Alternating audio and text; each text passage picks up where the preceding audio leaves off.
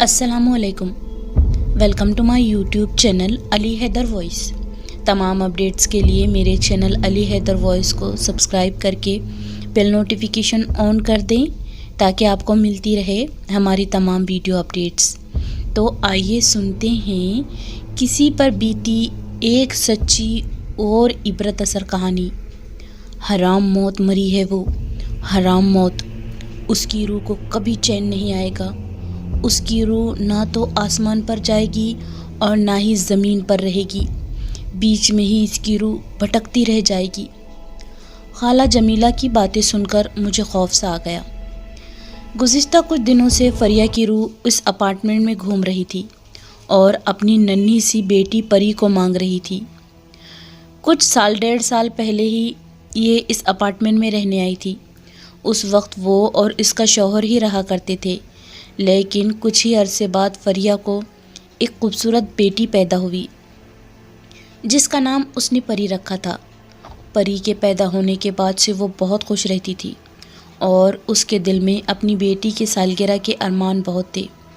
वो चाहती थी कि परी की सालगिरह वो बड़ी धूमधाम से करे।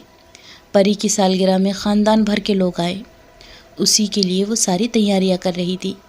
लेकिन हुमैर की इतनी तनख्वाह न थी कि वो बड़ी सी सालगिरह मनाए। उसने फरिया से कहा कि सालगिरह हम घर में ही मना लेंगे।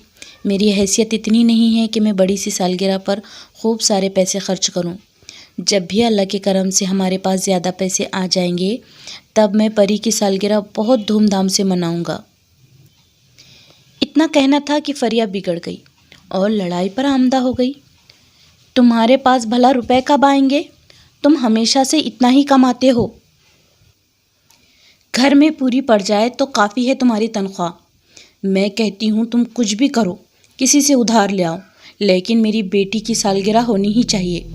आप चाहे कर्ज लें या फिर डाका ढालें, मुझे नहीं मालूम। हुमैर फरिया की बातों से सख्त नाराज़ हुआ और फरिया से बोला, मैं ऐसा कुछ नहीं करूँगा। सालगिरह अगले साल भी तो हो सकती है ना। अगर तुमने फिर कभी ऐसे अल्फाज मुंह से निकाले तो मैं तुम्हारा मुंह लाल कर दूंगा। इन दोनों की लड़ाई अब हद से बढ़ने लगी। ना फरिया खामोश होती थी और ना ही हुमैर हार मानता था। फिर कुछ देर बाद फरिया गुस्से में बावर्ची खाने गई और थोड़ा सा मिट्टी का तेल और माचिस की डिब्बियाँ ले आई। हुमैर से कहने लगी, हुमैर मैं आखिरी बार पूछ रही हूँ, तुम परी की सालगिरह करोगे या नहीं? नहीं तो मैं अभी जलकर मर जाऊंगी। लेकिन इसका तो कोई मरने का इरादा नहीं था। ये तो बस हुमैर को डरा रही थी और सालगिरह करने पर राज़ी कर रही थी। लेकिन हुमैर भी ज़िद पर अड़ गया और कहने लगा, तुम्हें मरना है तो अभी मरो। मैंने कह दिया सो कह दिया, जो मैं चाहता हूँ वही होगा। इतना सुनते ही फरिया ने जो थोड़ा बचा हुआ मिट्टी का तेल था उसने खुद पर डाल दिया और माचिस की तीली सुलगाकर अपने आप को जला दिया। आग तो आग थी, वो ना तो हवस देखती है और ना अरमान, बढ़ती ही जाती है। फरिया अब दर्द और तकलीफ़ में हुमैर को आवाज़ दे रही थी, जो अगले कमरे में परी को सुला रहा था। वो फ़ौरन फरिया को बुझाने के लिए दौड़ा। जितना भी पानी था उसने सब फरिया पर डाल दिया, लेकिन फरिया के रेशमी कपड़े आग पकड़ चुके थे और पानी से ठीक तरह बुझ ना सके। एक कंबल हुमैर ने फरिया पर डाल दी और फैली हुई आग को बुझाने लगा। उसी दौरान उसके दोनों हाथ भी काफ़ी झुलस गए। फरिया के जिस्म के ऊपर वाला हिस्सा जल गया था, इसका सीना काफ़ी झुलस कर जल चुका था। हुमैर ने उसी वक्त फरिया को अस्पताल में दाखिल करवाया और उसकी अम्मी और भाइयों को इत्तला दे दी।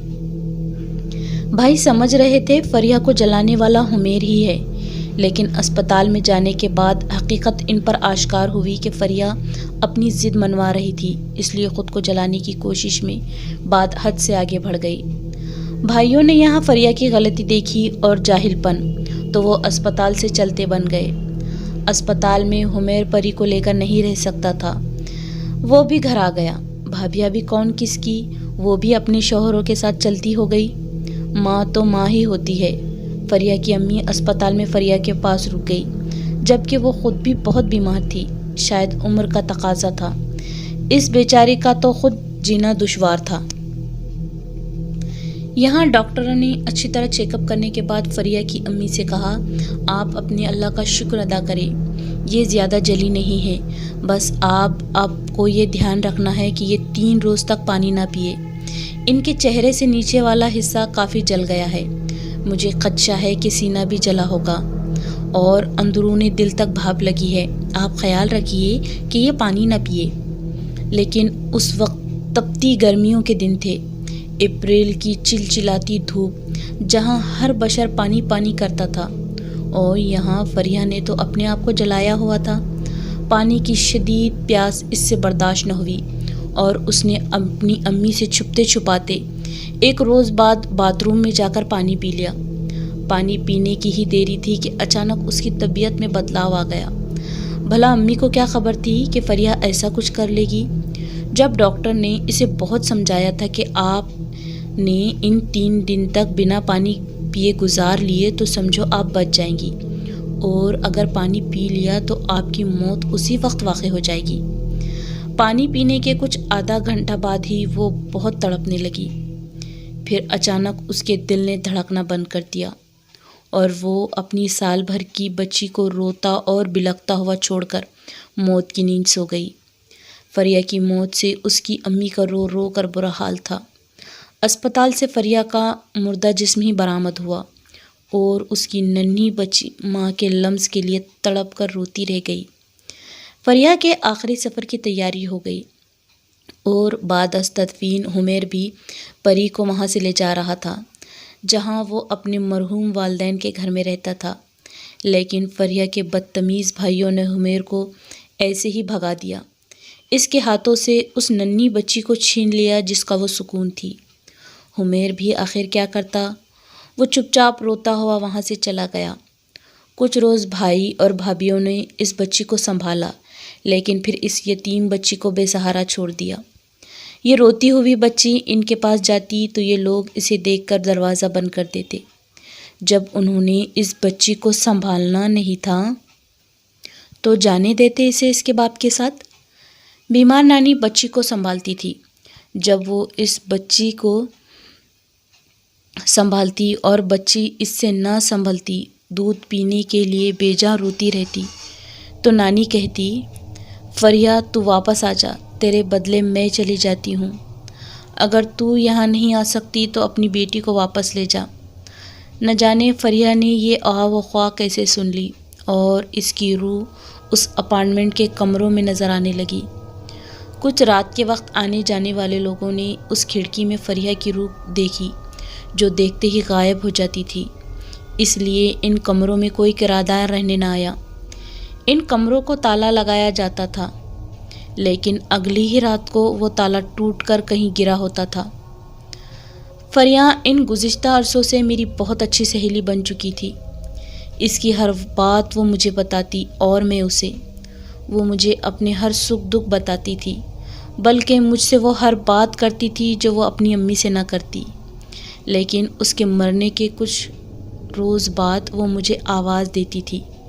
میں بے چینی سے ادھر ادھر دیکھتی، لیکن وہ دکھائی نہیں دیتی۔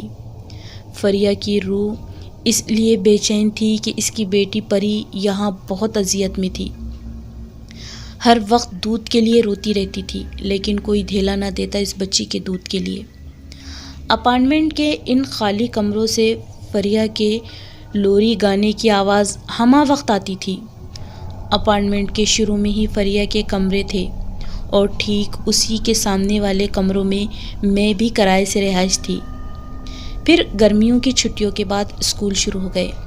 میں دیر رات گئے گھر میں صبح کی تیاریاں کر رہی تھی۔ میرے شوہر اس وقت اپنے والدین سے ملنے ناگپور گئے ہوئے تھے۔ اپارٹمنٹ میں جو اکے دکے کرایہ دار تھے وہ فریہ کی بھٹکتی روح سے بے حد خوف زدہ تھے، اور کچھ ہی روز میں وہ بھی اس اپارٹمنٹ کو خالی کر کے جانے والے تھے۔ لیکن آج شام سے ہی موسم بڑا خطرناک تھا۔ خوب بادل گھر گھر کے آئے تھے۔ رات ہوتے ہی چھما چھم پانی برسنے لگا۔ مجھے بہت ڈر لگ رہا تھا۔ بارش بھی خوب زوروں سے برس رہی تھی۔ بادلوں کی گرج اور بجلی کی چمک نے ماحول کو اور خوفناک بنا دیا تھا۔ ایسے میں باہر کا دروازہ بھی ہوا کے تھپیڑوں سے گھبرا کر دھڑا دھڑ بجنے لگا۔ میرا دل بہت زوروں سے دھڑک رہا تھا۔ مجھے ایسے موسم سے ویسے بھی بڑا خوف آتا تھا، لیکن فریہ کی روح سے میں بہت ڈرتی۔ اکیلے میں اس کا مجھے میرے نام سے پکارنا اور مجھ سے اپنی بچی کو مانگنا، میرے لیے تو یہ سب ناقابل برداشت تھا۔ اپارٹمنٹ کے مالک نے صبح ہی ان کمروں پر تالا چڑھا دیا تھا۔ میں صبح کی تیاری کے کام کرتے ہوئے اپنی کچن سے باہر آئی۔ میرا دروازہ تو اندر سے بند تھا، رات کے اس وقت 11 بجے ہوں گے، لیکن فریہ کے دروازے کھل چکے تھے۔ ہوا کے تھپیڑوں سے دروازوں کا ایک پٹ تیزی سے بند ہوتا اور دوسرا پٹ تیزی سے کھلتا۔ یوں یہ دروازے آگے پیچھے کھل کر دھڑا دھڑ بند ہوتے اور کھلتے۔ میں نے کھڑکی سے باہر جھانک کر دیکھا تو یہ منظر مجھے بہت بھیانک لگا۔ میں فریہ کے دروازوں کو بند کرنے کے ارادے سے اپنے گھر سے باہر آئی اور اس کمروں کی طرف دھیرے دھیرے ادھر ادھر دیکھ کر بڑھنے لگی۔ تبھی اچانک مجھے کسی کی آواز آئی، صوفیہ، صوفیہ، میں ہوں، مجھے باہر نکالو، میں بند کمروں میں قید ہو گئی ہوں، میری مدد کرو۔ مجھے تو یہ آواز جانی پہچانی لگی۔ میں فوراً اسے ڈھونڈنے کے لیے اندر آئی۔ یہ فلیٹ 3 کمروں پر مشتمل تھا۔ میں ڈرتی ہوئی اندر آ گئی اور میرے دل میں یہ بات بہت شور مچا رہی تھی کہ آج صبح ہی اپارٹمنٹ کے مالک نے ان کمروں پر تالا لگایا تھا، پھر یہ تالے کیسے کھل گئے؟ کون گیا ہوگا اندر؟ لیکن میں نے کسی طرح 2 کمرے دیکھ لیے، کوئی بھی وجود مجھے نہیں دکھا۔ تبھی ایک آواز نے میرا دھیان کھینچا، صوفیہ، او صوفیہ، میری پری کہاں ہے؟ تم نے مجھ سے وعدہ کیا تھا کہ تم میری بیٹی کا خیال رکھو گی۔ یہ آواز سننا ہی تھا کہ میرے پیروں تلے زمین کھسک گئی اور میں چیختی ہوئی کمروں سے باہر بھاگنے لگی، لیکن اچانک سامنے والا دروازہ زور سے بند ہو گیا۔ میں اس دروازے کو کھولنے کی لاکھ کوشش کرنے لگی، لیکن یہ دروازہ نہ کھلا۔ میں رو رو کر فریہ سے فریاد کرنے لگی، مجھے معاف کر دو، مجھے جانے دو۔ پھر کچھ دیر تک آواز نہ آئی، لیکن اچانک بارش کی وجہ سے لائٹ چلی گئی اور میرا دل جیسے حلق میں آ گیا۔ میں دیوانوں کی طرح ادھر ادھر بھاگنے لگی۔ پھر اچانک اس اندھیرے میں ایک آواز نمودار ہوئی، دیکھا دیکھا، موت کے خوف سے کتنا ڈر گئی ہو تم صوفیہ۔ کون ہے فریہ، کیا یہ تم ہو؟ ہاں، اتنی جلدی بھول گئی؟ کیسی دوست ہو تم، میرے جانے کے بعد میری بیٹی کا خیال تک رکھ نہ سکی۔ پھر اسی اندھیرے میں ہی ایک خوفناک شکل و صورت کی لڑکی عیاں ہوئی اور وہ ایک لوری گاتے ہوئے میری طرف بڑھ رہی تھی۔ چندا ماما دور کے بڑے پکائے بھور کے، آپ کھائے تھالی میں، ہم کو دیے پیالی میں۔ ڈر گئی نا؟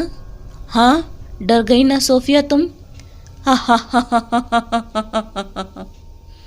ایک ہنسی ان خالی کمروں میں گونجنے لگی اور میں اپنے کانوں پر ہاتھ رکھ کر روئی جا رہی تھی اور وہ جلی ہوئی لڑکی کمروں کی دیواروں پر رینگ رہی تھی۔ میرے لیے تو یہ نظارہ دیکھنا بہت بھیانک تھا۔ میں وہیں غش کھا کر گر پڑی۔ اگلے روز شام کے وقت مجھے ہوش آیا۔ میں نے آنکھیں کھولی تو دیکھا میرے دونوں بچے اور میرے شوہر میرے پاس بیٹھے ہوئے تھے۔ میں انہیں دیکھتے ہی رونے لگی اور رو رو کر سارا واقعہ بتایا۔ مجھے فریہ کی روح سے ڈر لگ رہا تھا۔ وہ مجھے مارنے تو نہیں آئی تھی، لیکن جو دنیا میں نہیں اور جو مر چکی ہے، اس کا اس طرح واپس آ جانا اور ایسی حرکتیں کرنا کسی کی بھی جان لے سکتا تھا۔ اس لیے ہم نے فوراً اس اپارٹمنٹ کے فلیٹ کو خالی کر دیا اور دوسرے محلے میں شفٹ ہو گئے۔ میں اس منظر کو اب تک بھلا نہ سکی تھی۔ بار بار رات میں مجھے وہی خواب آتے جس سے میں راتوں کو سوتی نہیں تھی۔ پھر میرے شوہر نے کسی عالم کو مجھے دکھایا تو مجھ میں کچھ بدلاؤ آیا اور وہ خواب مجھے دکھائی نہ دیتے، لیکن پھر 2 ماہ بعد مجھے معلوم ہوا کہ فریہ کی امی دیر رات گئے فریہ کے اس فلیٹ میں مری ہوئی پائی گئی۔ ان کی موت بے حد پراسرار تھی۔ یہ کیسے مری تھی یہ کبھی ظاہر نہ ہوا۔ پھر اسی خوف کو مد نظر رکھ کر پری کو دور اس کی خالہ کے یہاں بھیج دیا گیا۔ اگر پری یہاں ہوتی تو شاید وہ بھی اب تک مر چکی ہوتی۔ فریہ کے بھائیوں نے پری کو اس کی خالہ کے حوالے کر دیا۔ اگر آپ کو میری کہانی پسند آئے تو سبسکرائب کریں۔ خدا حافظ۔